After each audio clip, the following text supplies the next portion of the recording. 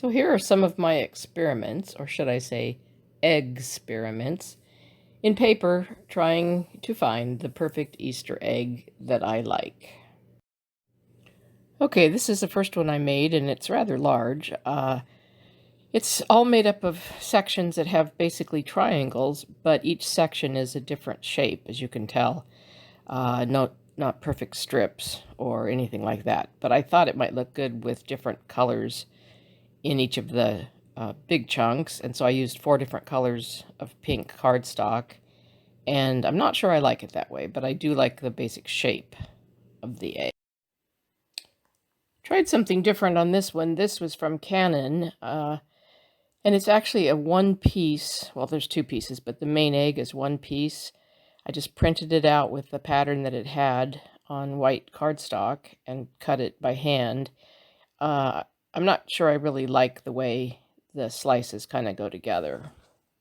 And this one's the same idea, but I traced over the smaller one from Canon, the PDF, in Inkscape and made an SVG, so I was able to size it however I wanted and let my Cricut cut it out. And then I just cut it on multi-shaded green cardstock, but I still don't like the pointy ends. It's certainly easy, but I really don't like it that much. This one was more of an experiment, but it looks like a barrel more than it does an egg, but it was made entirely in Inkscape using an extension by observing, also called the Serial Crafter, I believe. And in it, you can basically lay out with lines a silhouette and then give it a polygon. So I gave it an 8-sided one, and it makes the panels from top to bottom with the glue tabs.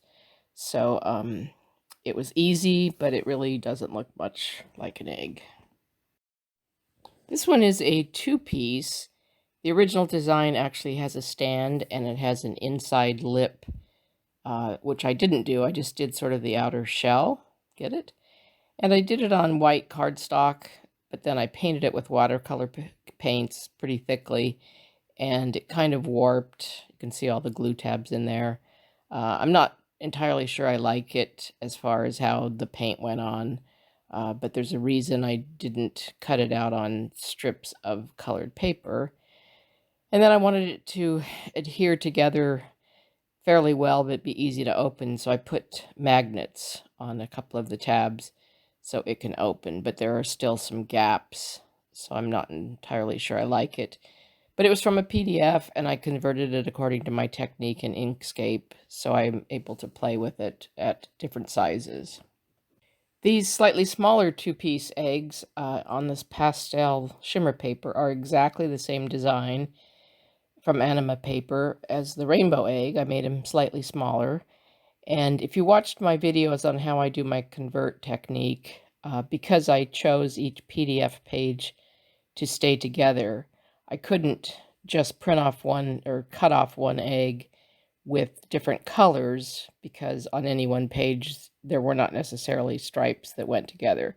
So I cut 2 exact versions, one on purple and one on yellow, and then I therefore made 2 eggs because I could just use piece 1 from one and piece 1 from the other on the other egg. And then I made a hinge on this one with only 1 magnet, so it opens similarly to the rainbow egg, but it doesn't go together real well, so I'm not sure I like it, but it's really pretty, and the way that the light hits those shimmery pastel colors is different at every angle. So the second one, the pattern is exactly the same, like I said, because it's just every other piece is different.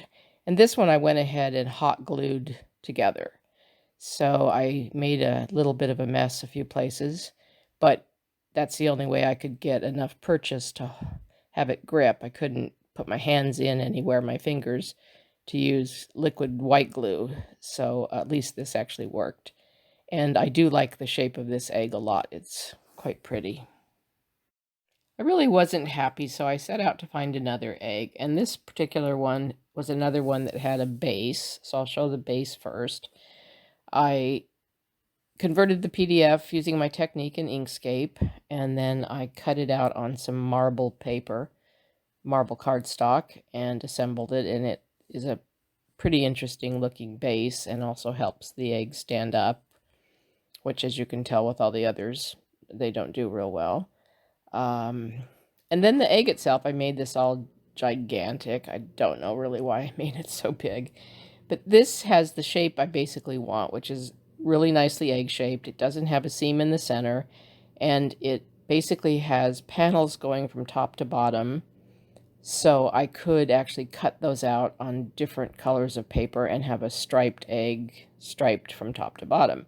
I did a proof of concept first by just doing it all on the same color of pink and by making it as big as I could, and yet I don't really know why I made it that big. So if I were to do another egg, though I'm kind of all egged out, I would probably use this file and this design. It's fairly easy to glue together, and possibly cut it on different strips of different color, maybe even a foil or a glitter paper, and that might look much better. And I do like the base to it. So this is just the assortment of what I ended up with. As you can see, there's a variety of styles and shapes. Most of them are somewhat egg-shaped. I really thought I would like the ones that opened in the two halves so you could put something inside, but in retrospect, I don't think I like them that much. The barrel one, because of the extension, I'm not sure I could make it more egg-shaped, but it might be useful for doing vases and other interesting objects. So there it is. Happy Easter.